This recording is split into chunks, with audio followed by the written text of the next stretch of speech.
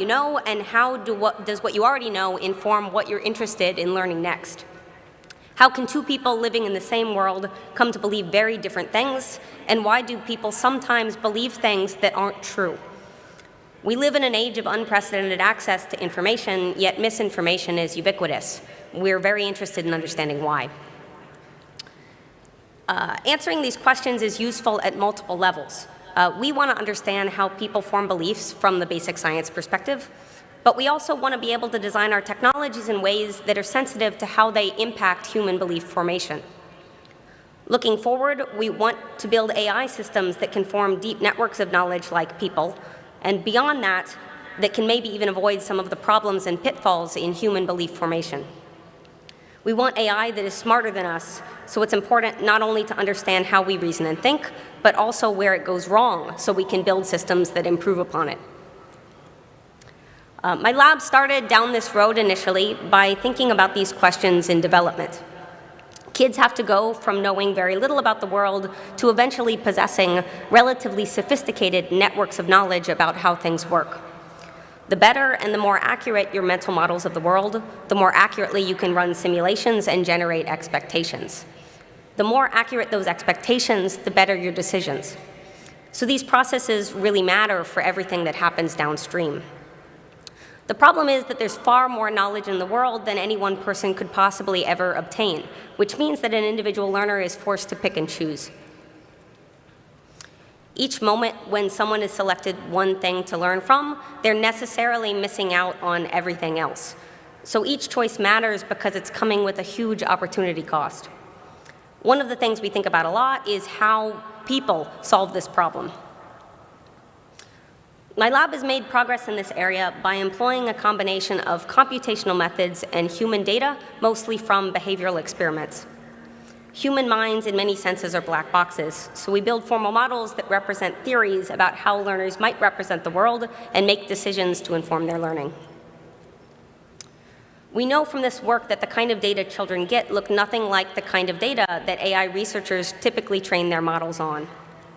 Here's an example of a clip from our work. And hopefully the sound will work here. Oh, it doesn't, it's okay. So as you can see, this input is really different from the kind of input that current state-of-the-art machine learning is typically using. Lots of things in the scene are irrelevant. Nothing is labeled. It doesn't look anything like ImageNet. There's a cool moment coming up where the baby, the purple dot represents where the baby is fixating. You can see the mom refers to something, but the baby had looked over in advance. It had been labeled. Based on where the infant's looking, we're able to infer all sorts of things about what they're thinking and what they know. So in just a moment, the baby will be offered two choices. The baby looks at one, looks at the other, grabs both. The amount of time a baby spends fixating something is predictive of what they're going to grab. It also tells us something about what they understand. It has no audio. It's not crucial. I can just talk people through it if that's, yeah. It's a little less cute, so. Okay. We also employ screen-based eye trackers, which allow us to give human infants the ability to control what they see. This allows us to more directly measure how infants solve the sampling problem, how they're weighing information gain against opportunity cost. Understanding how infants can do this can help us design AI that are better able to manage their time and optimize their learning, especially in the face of messier data and in the absence of specified goals and rewards. Human babies don't get tagged data sets, yet they manage just fine, and it's important for us to understand how that happens. Broadly, these methods help us understand how we come to know what we know about the world, starting in infancy but continuing through adulthood. And they also help us understand how we should design systems that interact with humans in order to give us the best possible shot at building mental models that accurately reflect reality. Finally, this knowledge should also influence how we approach creating AI capable of forming better, more data-driven beliefs than people are capable of forming. Okay. So what I'd like to talk about are 5 key things that our work has shown us that I think are interesting and important for machine learning researchers to be aware of. So here are 5 things you should all know about humans. First thing that you should know, humans continuously form beliefs. It's not like you set them and then you're done. You're continuously updating, even for things that you might not think of at first pass as being continuously updated. Your concept for bowl, for example. Everybody in this room probably knows what a bowl is, but you're not done. Every time you encounter a new instance of bowl, it influences your concept of what a bowl is. Everything that you encounter, you're updating. I think it's very helpful to think of beliefs in terms of probabilistic expectations in this way. And these probabilistic expectations directly influence all kinds of behaviors, including what the human forming them is interested in sampling next. We've observed this in a whole host of experiments, but I'll give you an example from experiments with human infants. In this series of experiments, we show infants displays that are designed to elicit expectations, while allowing us to construct a reasonable probabilistic model of these expectations moment to moment as they unfold over time. In these displays, objects are popping out of boxes. So there's 3 boxes, 3 objects in them, and they pop up in some order. There's an attention getter, so this is going to be the next trial. And this gives you a sense of what these look like. There's something special about these experiments, though, which is that the infants are in control of how long they get to observe this sequence. So as long as the infant continues to look, the objects continue to pop up. When the infant looks away for 1 second, then the display terminates. They get the attention getter back. That's a laughing baby. And then we go to the next trial. So here's an example of an infant doing this experiment, so you get a sense. Babies are usually delighted. It's unusual for a baby at this stage. This is a 7-month-old. They're usually not in control of very much in their life. So they really enjoy being able to turn on and off the displays. They notice very quickly. This baby is looking at this trial for a long time, so it keeps playing. I'll just tell you, it's like when she terminates the display. As long as she keeps looking, she sees it unfold. She looks away for 1 second. The attention getter comes up. Babies really like laughing babies, so she resets. And we can do this for a surprisingly long amount of time. Okay. So to quantify expectations, we apply a textbook example from Bayesian statistics, a Dirichlet multinomial, which provided an estimate of the probability that each box would activate next, given the previous sequence of events. We can then take the posterior of each action at each time and use it to compute a surprisal value for each event in the sequence. With this in hand, we can then plot the probabilities of infants' actual look-away behavior as a function of the surprisal value of the event. This allows us to uncover the relationship between idealized probabilistic expectation and children's actual behavior in a simple and independent way. When we do that, we get what we've described as a Goldilocks effect, by which infants tend to look away from events that are highly predictable, but they also look away from events that are highly surprising, like this. So they're most likely to look away at very low surprisal, but also at very high surprisal events. I should mention that this U-shape remains significant even after we use a survival analysis to control for things like time into the sequence, how long you've been sitting there, time into the experiment, and everything else you'd expect should influence also your look-away behavior. We've demonstrated this pattern across multiple displays, across not just visual sequences, but also auditory ones as well, also in non-human learners and in older children. It appears to represent a robust feature of intelligent attentional systems. And it even applies at the level of the individual infant. Because we had more data, it's like we were able to do analyses that allowed us to look at the linking function for individual infants. This is not just applying at the group level. It also applies controlling for factors like the posterior entropy, and even holds when we model transitional probabilities, which are important in language learning, rather than thinking of just each pop-up event independently. This kind of U-shaped linking function could represent a broadly applicable strategy for organizing your search for information in the world. It's been theorized to shape not only your attentional systems, your attentional decisions moment to moment, but also your motivation for what to click and what to read and what to listen to next. Learning scientists had previously suggested that this kind of pattern might help learners seek out things that were just right for learning. For example, you might imagine that if you're picking a book to read, this ABC book is not going to be particularly appealing if you already know your ABCs. And the reason is it's entirely redundant with what you already know and you already understand. But on the opposite end of the spectrum, if I go for the most possible new information, say I pull something off the shelf like this, quantitatively, it contains a whole lot of new information. I could theoretically learn a new topic and a new language simultaneously, but that's funny and you're laughing because you know that I really can't. This would be a poor choice for bringing on a plane. It's too new, it's too difficult for me to get started in learning. I can't get started because I can't leverage any of my existing knowledge to break in here.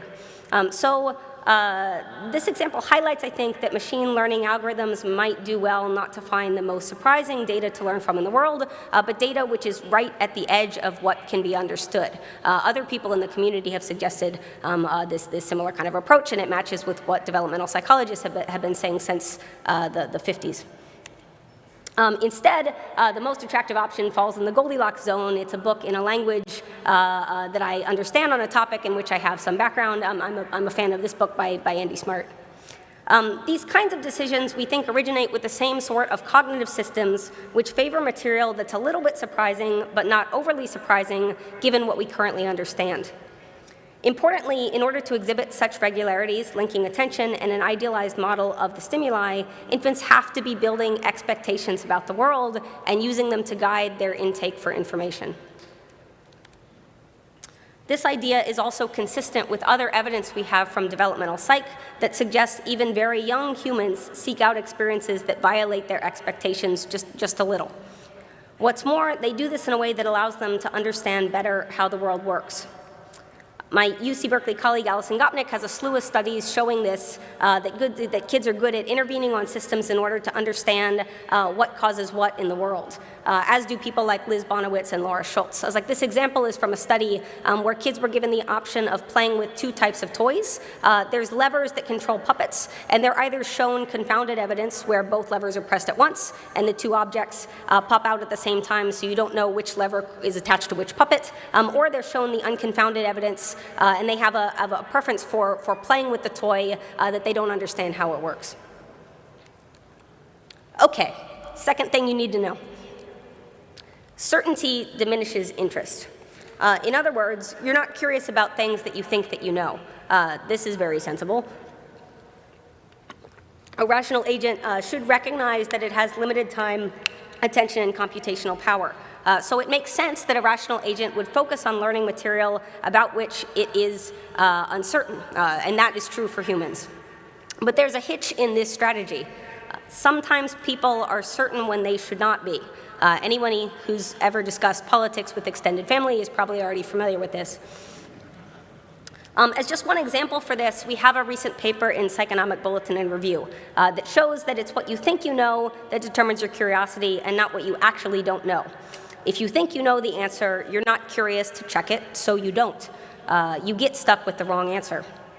This means that people do not have an accurate model of their own uncertainty. But it's actually a tad bit worse than that.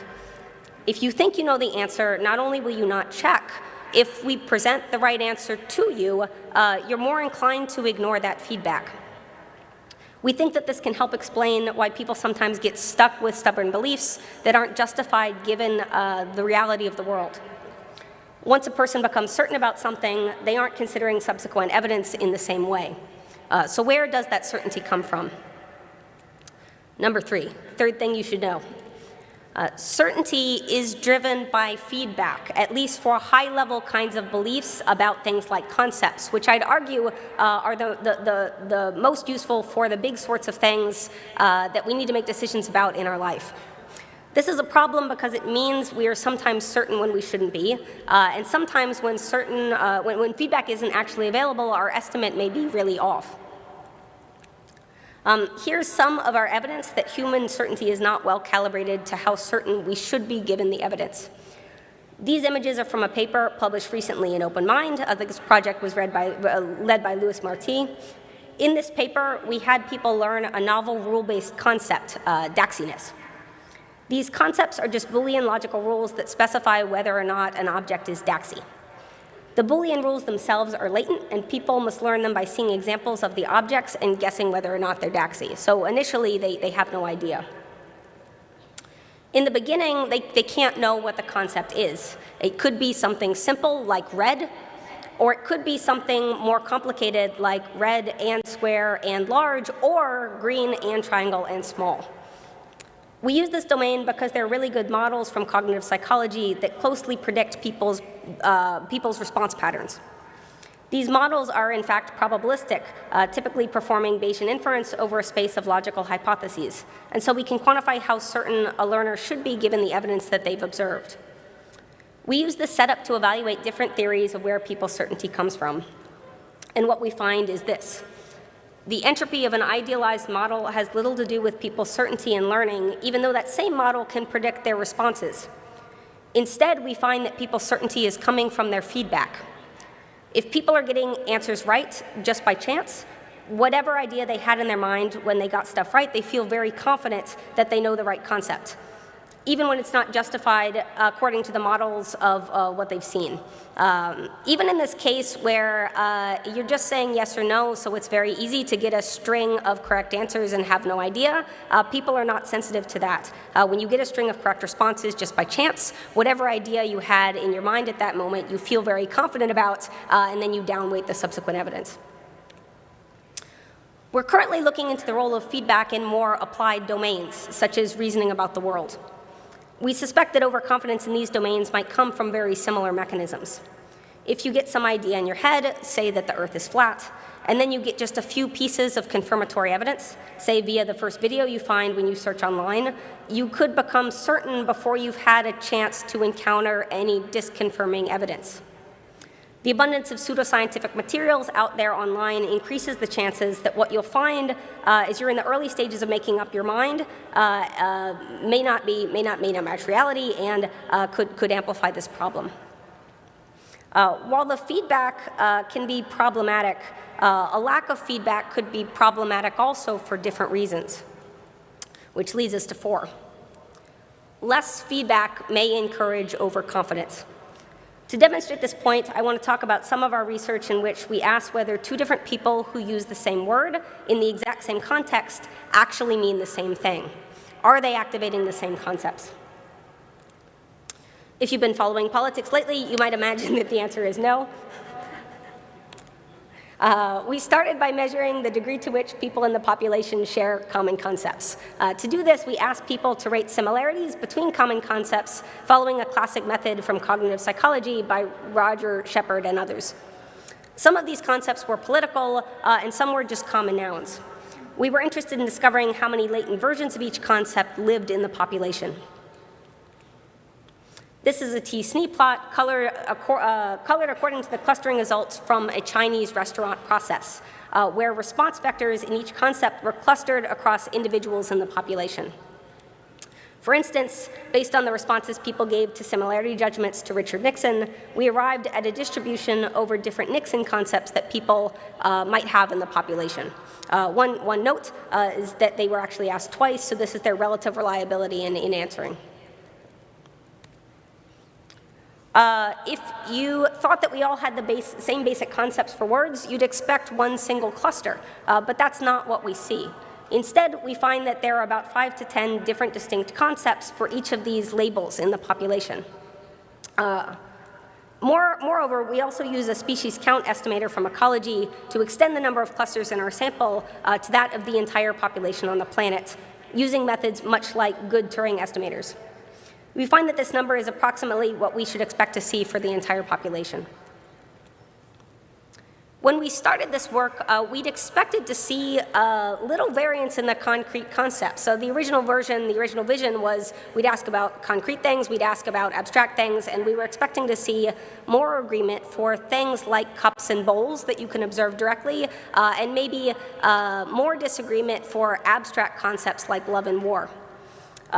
Instead, what we found was a surprising amount of variance across both concrete and abstract concepts, though people do agree more for some concepts than others.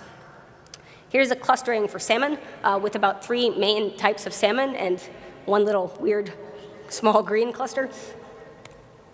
There's less agreement on this one. So the increased number of clusters here indicates that Joe Biden means fundamentally different things to different people. For this and our other experiments in this area, we get similarity data in a way that's controlling for the context. So even in the same context, people's concepts can vary quite a bit. We weren't just interested, though, in the absolute number of concepts. We were also interested in, given this diversity, do people know when they use a word that someone else may not be activating the same concept when they hear that word? So to look at this, we collected a measure of conceptual alignment across people. We asked people to report to us how many people out of 100 they would expect would share their concept. And this is what we found. This plot represents people's expectations for others to possess the same concepts as them. And if people were perfectly in tune, you'd see all of the data clustered around that diagonal. Instead, what we find is that people tend to overestimate how many others would agree with their particular interpretation of a label. In other words, people are expecting that when they use a particular word, others are activating the same concept as them more often than is actually true. There's a fun sub-result, which is if you have a very deviant concept, if you have a very weirdo concept that other people don't share, you're actually much more likely to be aware that you have a deviant concept, which is not what I would think intuitively interacting with somebody that's using language weirdly. Okay, number 5. Humans form beliefs quickly. We know that early evidence counts more than later evidence because it could lead to you becoming certain and thus not seeking out more in that domain. And recently we've been looking at how this fact works in online search results. People form their beliefs on the basis of this content and use those beliefs to make a wide range of serious decisions about their lives, children, health, and public policy. Yet we do not understand even the basics of how the way people gather information online is impacting this process. This is a screenshot from a study in which we had people look at results from a relatively neutral search, activated charcoal. If you search for that term, most people get results that suggest that activated charcoal, a mostly pseudoscientific wellness fad, is super amazing for your health. In just a few clicks, people quickly transition from undecided, being split 50-50, to believing that activated charcoal has health benefits, to overwhelmingly believing it has health and wellness benefits. That red bar there represents someone who's watched just 3 or so 2 to 3 minute videos. And in just a few clicks, you go from unsure to pretty confident about the views you've seen espoused. This, of course, is a domain where people are not likely to have priors. It's like, obviously, it would be different in a domain in which people had some background. So that's it. Those are the 5 things that you should know about humans. All of these, taken together, tell us that there's no such thing as a neutral tech platform. Not Facebook, not Google, not anyone else. Whenever you're designing a technology that's going to deliver information to people, it's powered by algorithms that are, at a minimum, choosing the order in which those results are going to be presented. And we know from 100 years of psychology research that the order in which information is presented can make a big difference in terms of what people walk away with, belief-wise. Algorithms that serve content directly shape our beliefs and change our behavior. When we're optimizing engagement, we are specifically, intentionally trying to manipulate behavior to keep users on the platforms for longer. The mediating variable between the algorithm that serves the content and your favorite metric of user engagement, whether that's clicks or upvotes or comments or hang time or whatever, the mediating variable there is human beliefs. All of us form beliefs online, but our children are especially vulnerable. They're consuming more suggested and auto-played content than adults are, according to our pilot data on this subject. Children may also form beliefs with higher confidence more quickly than adults, according to data from our lab, but also others. There's reason for serious concern. All this is to say that the algorithms pushing content online have profound impacts on what we believe. And our beliefs form the basis of our decisions individually and also as a society. It maybe is not a big deal if a teenager walks away from a search for activated charcoal thinking that black smoothies are super cool, but lives are in danger when a parent walks away from a Google search about whether or not they should vaccinate their children. Lives are at stake when people search for information online about whether climate change is real and whether or not they should support drastic action. This is an ethical issue.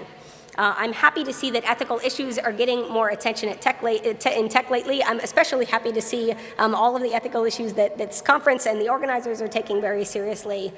This op-ed was published just this week by Tristan Harris, and it raises a lot of the same concerns that I've talked about in this talk, and also some related ones. This was published in the New York Times. There's also groups like the Algorithmic Fairness and Opacity Working Group at UC Berkeley that have been sounding the alarm and doing a lot of exciting work in this space. Before I close, I want to take a moment to talk about one other ethical issue in tech right now that centers on beliefs and also how we understand the world. This is an area in which I have some special expertise and one that is occupying a lot of my time at NeurIPS as people reach out, so I think it's important to discuss it publicly.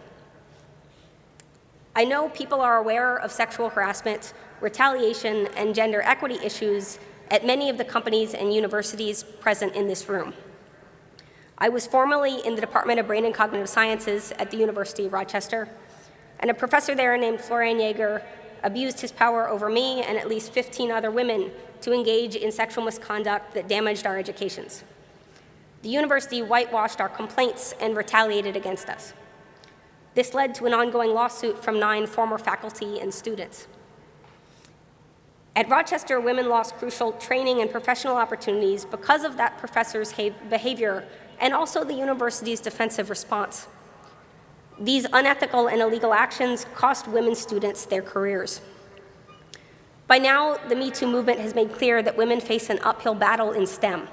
If you're interested in finding out more about that, you can look at the 2018 report by the National Academy, which is a really incredible resource for talking about the dynamics and also the statistics on this. What I want to impress upon you right now tonight is one key point that I think most people don't understand, but which continues to shape these debates. I want to talk about the climate for men. It may seem like a scary time to be a man in tech right now. I talk to my male colleagues, and I know that there's anxiety about how to talk about gender and how to interact with women post-Me Too. There's a sense that a career could be destroyed over awkward passes or misunderstandings. People believe that men are being fired for subtle comments or minor jokes, or just plain kindness or cordial behavior. This perception reasonably makes people very nervous. What I want to say today to all of the men in the room is that you have been misled. The truth is, it takes an incredible, a truly immense amount of mistreatment before women complain. No woman in tech wants to file a complaint because they know the consequences of doing so. The most likely outcome by far is that they'll be retaliated against and nothing else will happen. Retaliation might involve being overlooked for a promotion, removed from a project, or outright fired. Complainants face retaliation in 75% of cases, according to the most recent numbers from the EEOC across all sectors. Beyond that, almost no one can afford to file a lawsuit. They're incredibly costly. The amount of work and energy involved for a plaintiff who's filing a lawsuit is comparable to completing a PhD dissertation, but far more expensive, on the order of millions of dollars in many cases. What this means is that when you hear about a case, like something in the news or a lawsuit at your institution, your priors should tell you that it's very likely that some unusually bad behavior happened. Where people get misled is that often when misconduct becomes public, offenders almost universally apologize for a very minor infraction, while omitting the many more serious and severe behaviors they should be remorseful for, but never are, that actually led to the lawsuit. They're lying by omission. These apologies for minor things mislead people into believing that the accused person is being unfairly persecuted for that minor misstep, and makes those reportings seem unreasonable or even unethical. That happened in our case, and it happens in almost every case that I have worked on that becomes public. But apologies for minor things, these are smoke screens. They're intended to suggest that the offenders are confused instead of abusive. They allow the accused to move on to the next place, painting the complaints as exaggerated or overblown. Perhaps worst of all, minor apologies lead good people to falsely believe that their own careers could be ended for a similarly minor infraction. This is not true. It's unfair to other men. It harms the climate for everyone. For men who are afraid to interact with women colleagues and train women students, and for women who miss out on those professional interactions. I hope you take 3 lessons from my comments. The first is that when you hear about a woman in your field or lab having problems, she invariably has faced much, much more than you are aware of. If you know about a seemingly minor problem, chances are she really needs your help. That's the moment to ask questions. Second, when you hear men apologize for misunderstandings, you should be aware that this is a standard response. It is completely predictable. No matter what actually happened from sexual harassment to sexual assault, this is the universal response. Third, you should know that unless you are deeply doing wrong by those women around you, you are, with very, very rare exceptions, incredibly safe. You don't need to fear being attacked for minor comments and misunderstandings because that's not what's happening. That's a myth that those who have genuinely abused people and had their behavior reported would like you to think. You deserve to benefit from the innovations and ideas of women at your institutions, and we deserve to be interacted with as equal colleagues. We need each other to innovate and to thrive. I hope what I've said can help us start to understand the complexities of how institutions and individuals try to manipulate what we know, and in so doing, help us all move towards an equitable future. Thank you.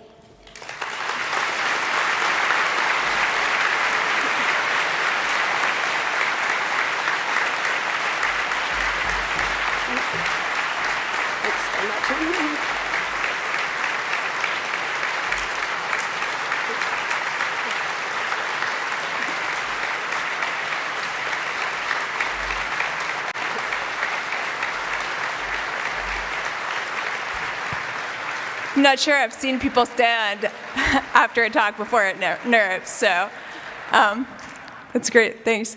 If anybody has any questions, there are microphones set up in the aisles, and please ask away. And while people are moving towards the mics, I also, before taking questions, I wanted to take a moment to thank my lab, who's collaboratively responsible for all of the science that I talked about today, and also my collaborators on related projects. All of these guys had a direct hand in the projects that I talked about today, and these two especially, like Louis Marti led the certainty work, and Shirlene Wade led the Curiosity project. So I couldn't have done any of this without them. Thanks.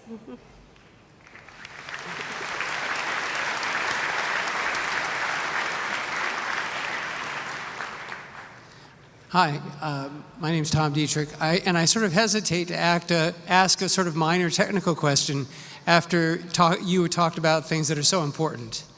But I had a question about the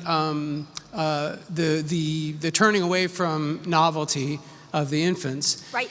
And I wondered if there might be, if there's been any study of the question of whether the aversion is also due to a potential sense of risk. That things that are really new might be scary because they signal that I have incomplete knowledge about the world, and so I should just run away from them. Yeah, that's an interesting idea. The babies don't appear to be scared. Like, we don't see other signs when we're just watching them, but that's something that you could test if you actually measured heart rate at the same time. It's something that we've toyed around with doing but haven't actually done. That's quite possible. So we don't know. We know that developmental psychologists have speculated that there is a U-shaped relationship between overlap with what you know and what you want next. We find some evidence kind of in line with that by using surprisal and then plotting that against infants' look-away behavior, but we don't know exactly why that were. It could be that it's a noise detector. It could be that if you see something that violates what you expected to happen, you've made an error. That's a thing that happens. You could see something that wasn't quite right. If you think in your peripheral vision that you've seen a squirrel, and then in the next moment it looks like a person in a car, next moment looks like a person in a car, you shouldn't like whip around and be like, whoa, there was a squirrel. I was like, you should just like discard that very quickly and move on. That's one possibility, but we don't know yet. Yeah, I like the fear idea. Thank you. Yeah, thanks. Hi, thanks for your talk. I'm Sharjil Azair from Mila. I have a question about the Goldilocks effect. Yeah. So you say that there's a U-curve shaped phenomena, and do you think it's because humans want to minimize uncertainty and therefore they want to be in that zone where they can try to reduce uncertainty, or they're more explicitly trying to be in that zone? Yeah, it's possible. I think we were thinking of it as a sort of potentially useful general purpose organizing principle when you don't have an explicit goal. I was like, absolutely, your attention is driven by other things. I was like, if you need to stay on task, you can make yourself look at things. You're not totally driven by just, the properties of the statistics around you. But in the absence of any explicit reward, the idea is that we may have built-in mechanisms that guide us to not waste that time by seeking out stuff that's a little bit surprising but not overly surprising, because we sense that's a place where we maybe can make progress. In terms of the feelings, I was like, I don't know. We've never measured. I don't know how you would look at that. It's an interesting idea. Yeah. Thank you. Thanks. I'm here. On this side. Oh, hello. Hi. Thank you so much for addressing such an important issue when it comes to sexual harassment and attacking people who support gender equality. Especially, I belong to a community which has been attacked viciously online for supporting gender equality, so I really feel what you're saying. One specific question I have, you talked about uncertainty reduces interest, but this is personal experience. We don't see that online with respect to trolls. People seem to be attacking, over and over again. They come in large numbers, and even though they are sure that they hate someone or don't like some points of view, they go online specifically and they keep attacking. So how would you reconcile this behavior with the idea that uncertainty reduces interest? Thank you. That's a great point. So what I would say to that is we're looking at one aspect that influences human behavior. I was like, particularly an aspect that is influential in terms of learning. I've seen Twitter. I don't know if the trolls are really trying to learn anything when they're doing that thing that you described. So there's more motivations than just learning in the world. A lot of Twitter, social networks, is exploring identity and gaining social capital. And those are fascinating motivations. I admire the people that try to work on those. I avoid social stuff because it's much harder. I was like, we have less information about how those sorts of motivations play out. It's hard to quantify things like what a person thinks they're gaining when they post something mean on the internet. There are people that work on that, but I don't know so much about that. Yeah. Thank you very much. Yeah, thanks. Hi, Simon Julien from Mila. Thanks for a fascinating talk, and I also want to thank you for the very instructive comment at the end, I think, which is very useful for the whole community. My question is, given these recommendations about theory of mind, have you collaborated with people, I don't know, in public policy? Do you have concrete suggestions of how it could influence, perhaps, measures in public policy? Sorry, so the question was about, I lost a little bit at the beginning. I was like, whether I work on public policy on the sexual harassment. Oh, no, sorry. Front, it's about the 5 guidelines about cognition. That we have. I have not worked with, yes. I talk sometimes to Common Sense Media. They're interested in these kinds of issues, but I haven't worked formally with people in public policy. I would be interested in doing that. I just have had my head in a laptop for the last decade. So. Hello, here on your left. Your left here. Oh, sorry. So thank you, first of all, for the very interesting and fantastic talk.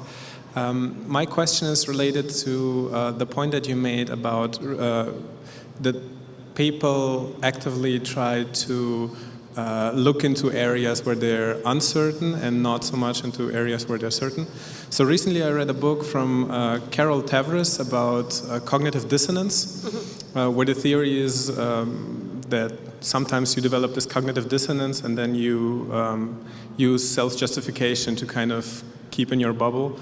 So can you maybe talk a bit to this, like how the interplay is between cognitive dissonance and I guess you could call it curiosity approach? Yeah, I'm not familiar with that work, so I don't know. Your question is how cognitive dissonance fits in here. Yes, exactly. And what would you expect? What was the thing that you were describing? So this concept of cognitive dissonance is when you encounter some information that kind of goes against your self-perception. Right. So say you, so as you mentioned before with the cases where the universities retaliate, for example, I could see a scenario playing out where the university, their self-image is that they're very righteous people, that they're trying to do good things, and then something like this happens which doesn't fit into like their self-perception, so the automatic response is to kind of preserve that self-image. So this is the cognitive dissonance part. Right. And the self-justification is the mechanism by which you try to justify that. And I just was wondering about the interplay between this phenomenon and like how people look at more uncertain stuff than certain stuff. Right. Yeah. I'm not sure. I was like, we haven't gone there yet. I was like, most of what we've done, we've stuck to domains that don't involve the sort of like self-image or social component. It gets much harder when you start involving those things for the same reasons in the Twitter answers. So I was like, when there's all sorts of other motivations for doing things in the world that aren't just learning about it. Social capital is a thing that you might try to maximize, and how that plays with information. Everybody has gotten the sense that some things, sometimes people who appear to be communicating, it's not really about the information, it's about sort of in-group, out-group establishing, value establishing. We say things like, I don't own a TV, and we use that to bond with other moms on the playground in Berkeley. Yeah, I don't know. We've just avoided going there, but we can't do that forever, because if you really care about applying these theories to the places that it matters, you need to figure out how to integrate the pressure to learn stuff, like the motivational forces to learn stuff, with other sorts of motives like being super cool. So, yeah. Thank you very much. A good direction for the future. Thank you. So I'm going to do 2 more questions, and then I'm going to say, let's go to dinner. It's great. Thanks. And I'm around, so if you have other questions, you can come find me. Yeah. Hi, my name is Saeed Paliwal from Benevolent AI. I wanted to say thank you so much for an amazing talk, and particularly for your courage and eloquence in delivering such a powerful message. It's really, really meaningful. I wanted to ask a quick question about kind of the Goldilocks effect and the appetitive nature of stimuli that you already know the message of, kind of like, particularly speaking to fake news or conspiracy, like why people continue to touch on this, the same message that confirms the belief that they have. Sorry, can you say the question one more time? So why people... Yeah, what is the appetitive nature of like a fake news article that tells you exactly what you already know, but people still want this content? Yeah, I think that may tie in nicely with the other question. So I was like, there's other reasons for seeking out information. People kind of half read stuff or like share it on Twitter, and then they can say like, I read The Atlantic. It's like there's social capital reasons and a number of other reasons why people do stuff. This is definitely not, I would never say everything that people do is for learning. The fact that social stuff definitely is a big motivator in adult people is one of the reasons that we started this line of research by looking at human infants. Human infants, the only thing they do is whatever they want. They do not care what you think. And for studying these questions, they're a really convenient population. So that's part of why we're using infants for these experiments. I was like, starting not long after that, as like kids start to develop a sense of, more of a sense of theory of mind. They want to do what you want them to do. And then it gets very hard to get a raw measure of people's interests. The kind of data that I would ideally like for testing these theories are things that alleviate that social pressure. So it would be harder to look at these ideas using like Twitter data, people's like search histories, what they were doing when they thought they weren't in a psych experiment would be like ideal for testing these kinds of ideas. Of course, that's not ethical to do that without their consent. But there's potential for enrolling people to volunteer data to look at these sort of things, and that's something that we haven't done yet, but I'm very interested in doing.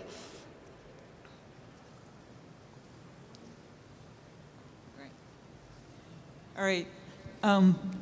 So I mostly want to say thank you for standing there and being the expert that you are and brave as you were and kind of bringing your smarts and your expertise to talk about something that's really tough and really matters. Thank you.